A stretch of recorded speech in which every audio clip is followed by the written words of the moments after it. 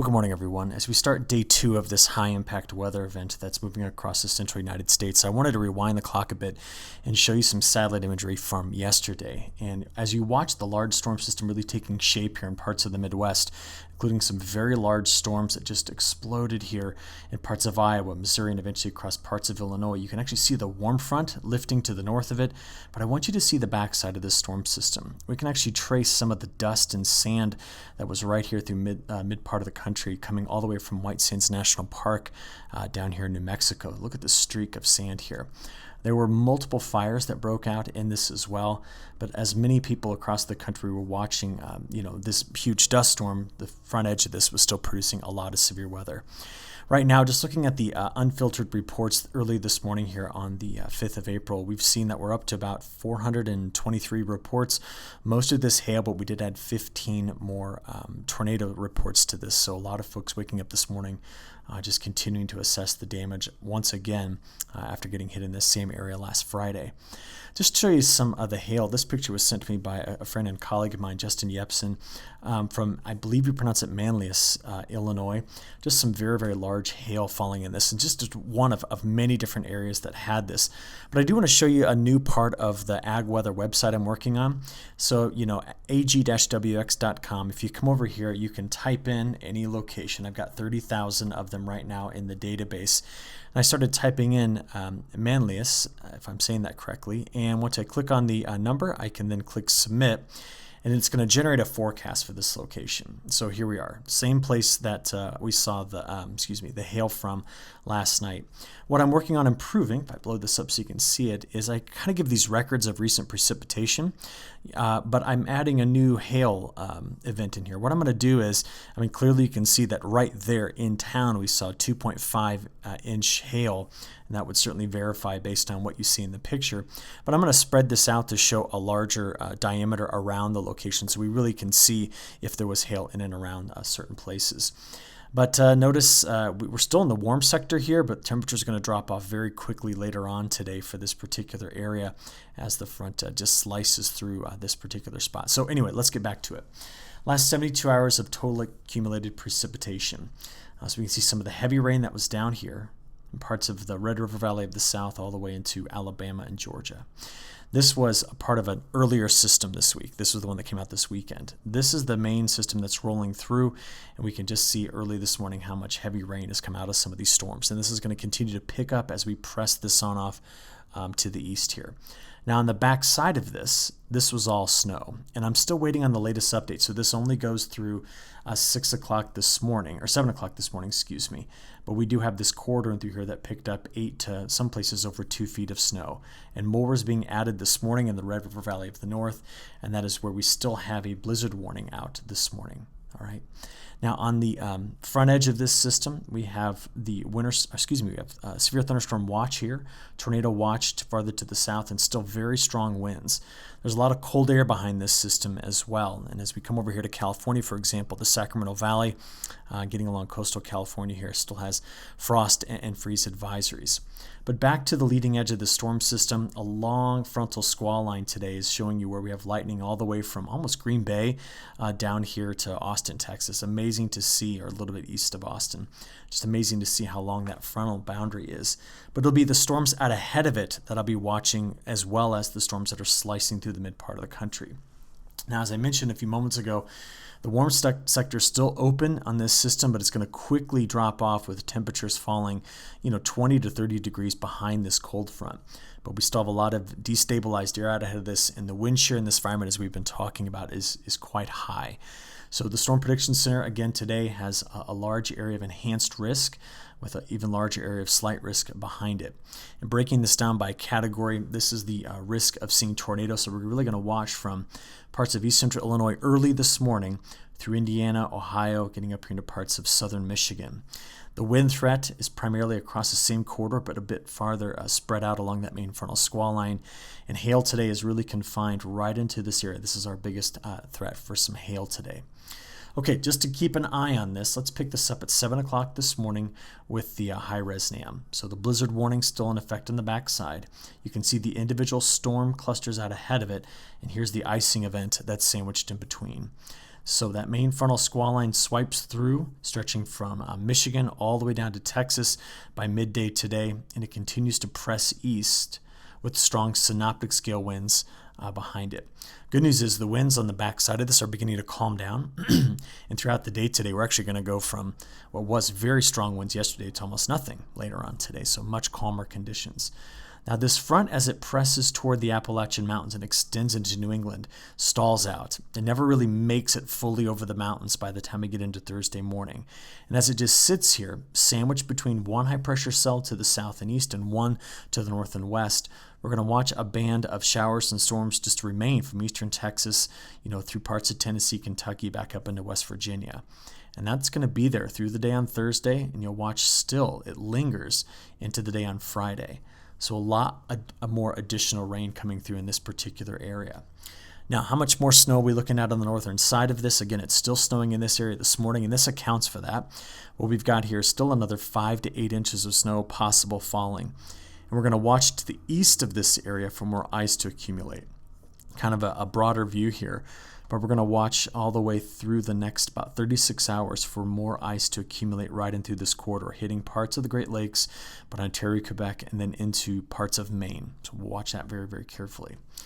Now, if I just looked at the next 7 days, there is a significant change coming. And I'll be honest with you, when I was forecasting at the end of March, I didn't see it quite shaping up like this. This is your next 7 days of precip. We just described what these two events were and the stalled out front here, which means other than the wetter conditions coming into the Pacific Northwest, which is another thing I under forecast even earlier this week, we are going to watch a broad sector begin to open up with some drier conditions. So where is it wettest? Well, this is from the current system going through. This is the probability of an inch of rainfall, or inch of total precipitation, because we know this is snow and ice. But the heaviest precipitations from Texas down into parts of the southeast, including the Tennessee Valley. What's important about this forecast is if I show you the probability of getting less than a half inch, we now start to see much more, drier air starting to come into places. And that's because the jet stream is reconfiguring to build in a ridge initially over the west that's going to push into the central United States. And flow that comes across the country like this is drier. This is the direction the flow has to go in the jet stream to be very wet and volatile. You flip this around and build in a ridge, the whole pattern just shifts. So again, this is the probability of getting less than a half inch of total precipitation in the next 10 days. So let's go take a look at it. We're just going to play out here. Let me pull this back. This is the today's European model run. So if we just focus on one model run to get the gist of this. This is the current system we saw leaving. There's the lingering frontal boundary we discussed and the high pressure that comes in behind it. Now, as systems continue to hit the Pacific Northwest, they are not able to eject over the mountains because the flow is bringing them in, but there's ridging here. And so if the flow is doing something like this, that's that's the wrong setup to deliver big systems to the midsection of the country. So do we get shots at precip in the midsection of the U.S.? Yes. Are there still storms in the southeast? We continue to see those through the weekend and early next week. But most of the wettest conditions remain confined to parts of the Pacific Northwest as we head here toward the 11th of April and into the 12th. I am watching carefully at this same time period, this is next Wednesday, for some sort of a coastal low to develop down here over the southeast. Models have been toying around with this and what to do with it. But it appears that we're going to open up a 7-8 day window of drier and much warmer weather. But we anticipated this pattern returning to active once we get to the middle of the month. And we're starting to see that flow going back to this. I think the biggest difference is going back to that, we are losing the strong signal for heavy snows in the north, and that's important. So this is what that flow looks like by the time we get to the 15th. Before then, that's the ridge that opens up. So these are the systems coming into the northwest. This is the mild pattern that's opening up in the midsection of the country, starting in the west first, and the unsettled weather in this trough down in the southeast. But notice as we get past the 15th, or really past the 13th and 14th, we just go back to this. And unfortunately, that means more cold weather returning to the west. A large warm sector continued to open in the central United States, and that just sets us up for a repeat of this very active pattern that we've been seeing. All right.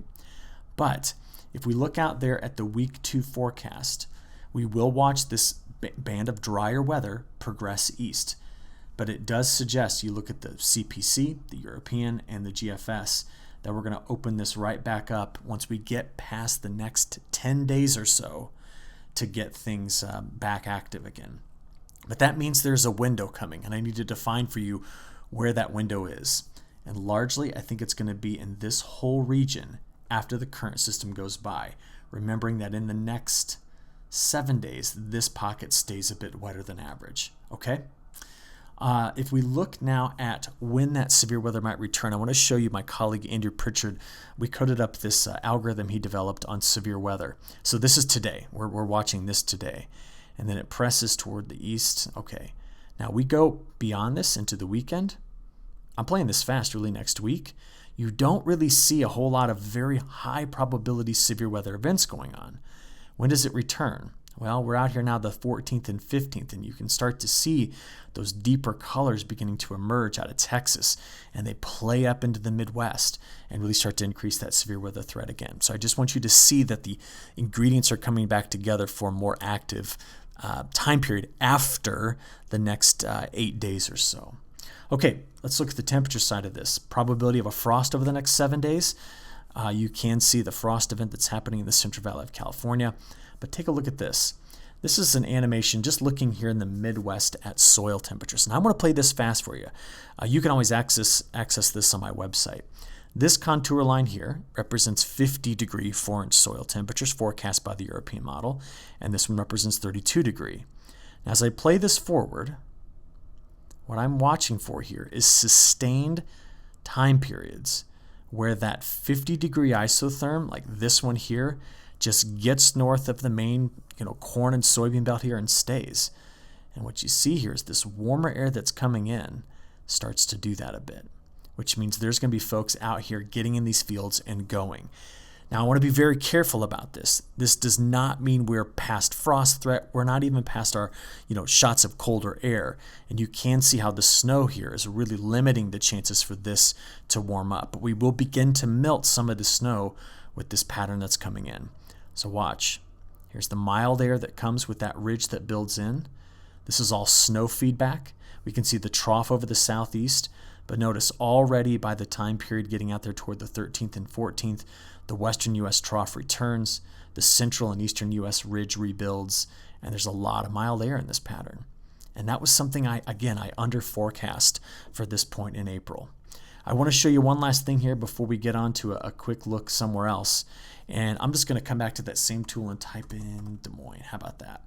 Des Moines, Iowa. Click Submit here.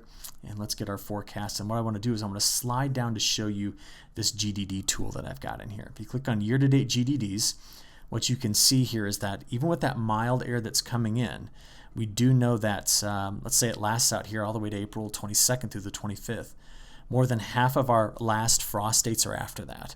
So we just need to remember that we have to get toward the middle and end of April to really remove kind of that late season frost threat. So I just want to remind you that's what these blue bars are in this forecast graphic.